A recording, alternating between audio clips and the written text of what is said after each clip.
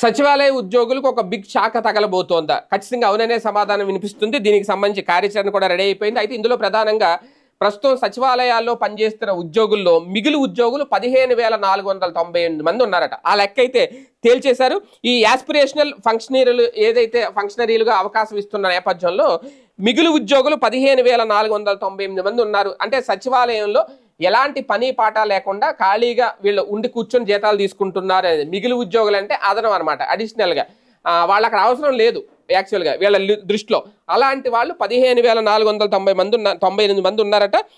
గ్రామ వార్డు సచివాలయాల్లో పనిచేస్తున్న ఉద్యోగుల్లో 15,498 మంది మిగులు ఉన్నట్లుగా అధికారులు లెక్కలు తేల్చేశారు.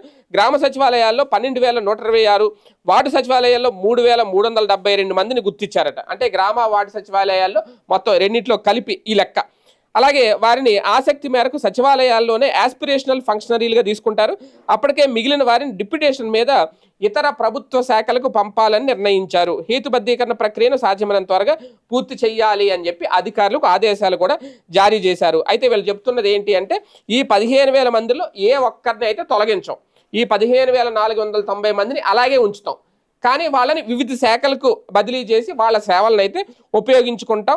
ఉద్యోగ భద్రత ఉంది, భయపడాల్సిన అవసరం లేదు అనేది. అలాగే ఉద్యోగుల సమస్యల పరిష్కారం మీద ఒక కమిటీ కూడా ఏర్పాటు చేయబోతున్నారట. అందులో ఎవరైనా వాళ్ళకి అభ్యంతరాలు ఉంటే వ్యక్తం చేయొచ్చు. మేము ఈ శాఖకి వెళ్ళడం, ఇక్కడ లేవు, మాకు ఇదే కావాలి, అలాంటి అభ్యంతరాలు అయితే వ్యక్తం చేయొచ్చు. వాళ్ళు స్వీకరిస్తారు. తర్వాత అది పరిష్కారం అవుతాయా లేదనే చూడాలి.